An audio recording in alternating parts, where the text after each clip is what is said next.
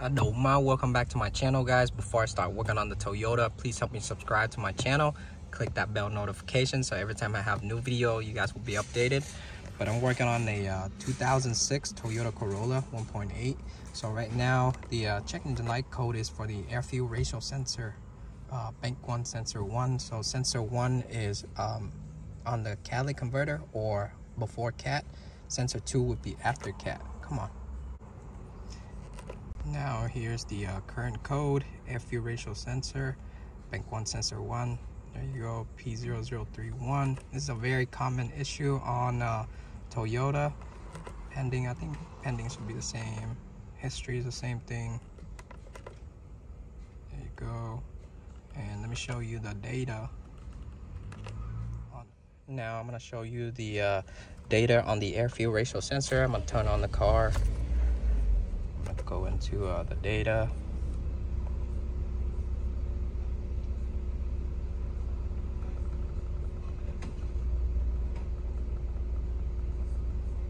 So here we go.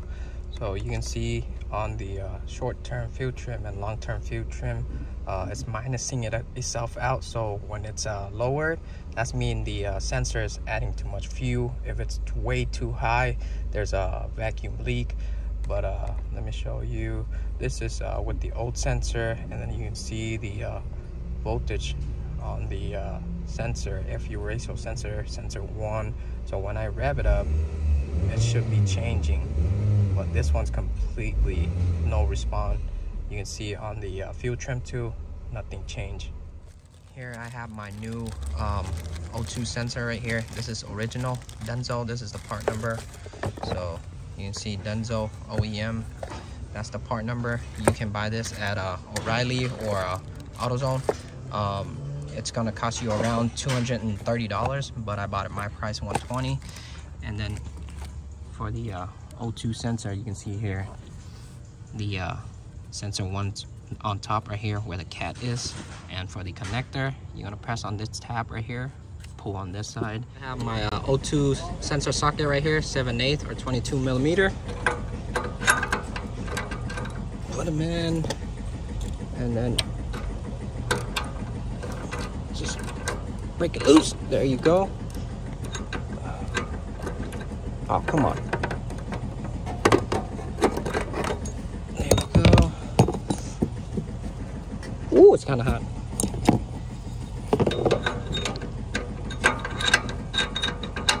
Here, my old O2 right here, Toyota.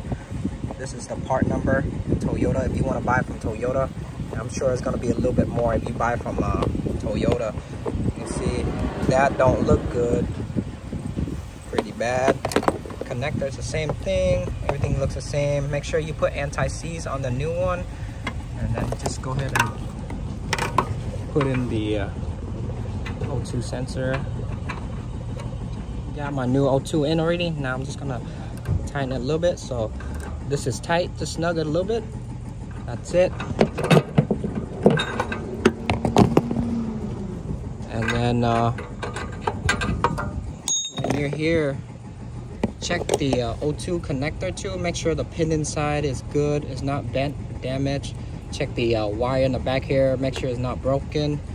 If it's good, just go ahead and plug it back. Oh, come on.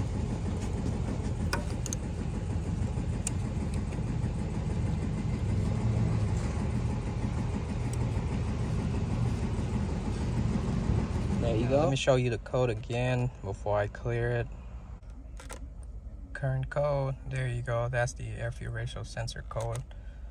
Now I'm gonna clear it. And then I'm gonna show you the data again on the new one. There you go, code is clear.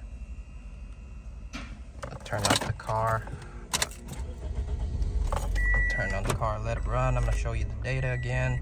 And you're gonna see the air fuel ratio sensor, the voltages, it'll go up as I rev it. So I'm gonna go down to air fuel ratio sensor data. I'm gonna go down to the